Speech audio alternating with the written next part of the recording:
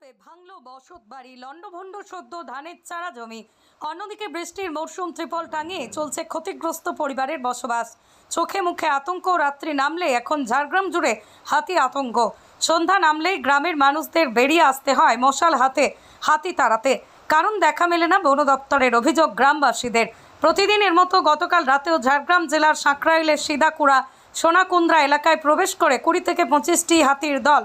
এরপর গ্রামে ভাঙে বাড়ি। গত এক সপ্তাহ ধরে এলাকায় প্রবেশ দাঁতাল দলের। রবিবারও এলাকায় হাতি গ্রামে ঢুকে একের পর এক বাড়ির উপর হামলা চালায়, ভেঙে ফেলে 3টি বাড়ি। সোমবারও এলাকায় চাষের জমিতে তাণ্ডব চালায় দলটি। অবশেষে গ্রামবাসীদের উদ্যোগে হাতিকে ফেরানো হয় জঙ্গলে। গরিব চাষিদের মাথায় হাত। বন দপ্তরের বিরুদ্ধে ক্ষোভ এলাকার বাসিন্দাদের। তলা খাইয়ে সব শেষ করে নিচ্ছে, আমরা কি খাবো? এবার এই যে এত জমি সব পড়া থাকবে, আর কি হবে? কতগুলো হাতি ছিল? অনেক ছিল, ওই 50টা মতন ছিল। কেন? আপনার কি পুরো জমিটাই নষ্ট হয়ে গেছে? হ্যাঁ, পুরা জমিটাই নষ্ট হয়ে গেছে।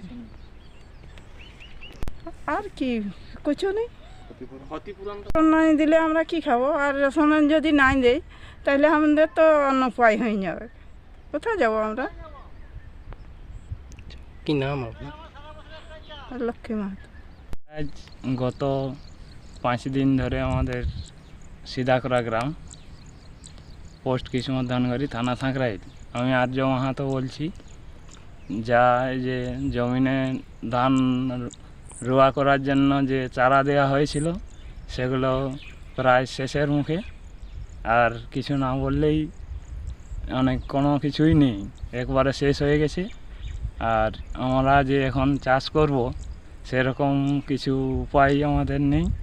ফরেস্ট ডিপার্টমেন্টের লোক একদিন আসছিল, তারপরে আর তাদের দেখা পাত্তা কিছু মেলেনি। এইবারে আমরা গ্রামের লোকে কোনো মতেই হাতিগুলোকে তাড়াতে পারছি না।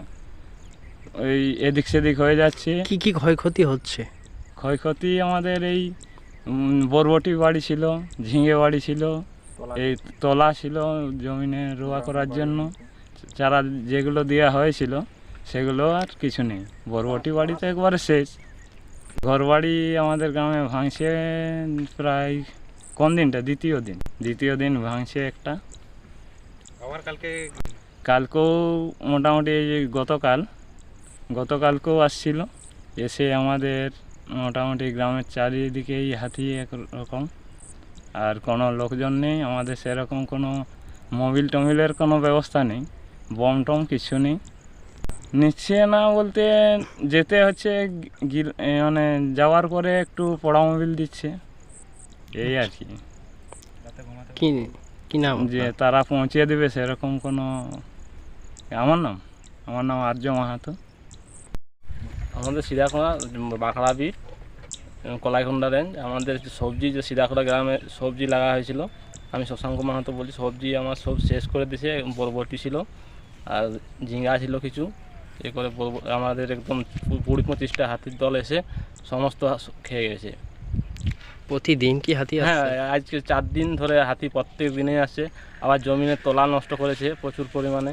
মানে ধান লাগানোই যাবে না, যাই আমাদের 3-4 বিঘা লাগা হতো সে তোলাকে একদম খেয়ে শেষ করেছে। এখন আর তোলা কোথায় পাবে? নতুন করে তোলা তো আর দেওয়া যাওয়া সম্ভব নেই। আর একটাই চাষ হয়, আমাদের তো আর ইয়েতে হাইলিম চাষ হয়নি। আমাদের এই চাষটা বর্ষাতি চাষ হয়, সেই চাষটাও নষ্ট হয়ে গেছে। ব্যবস্থা নেওয়া হয়নি। একদিন আসছিল ওরা, ওই মাঝ রাস্তায় ছেড়ে দিয়ে চলে গেছে হাতি। আবার রাত্রেবেলা এসে আবার ঘর ভাঙছে। তাহলে হাতি কিভাবে ড্রাইভ করা হচ্ছে?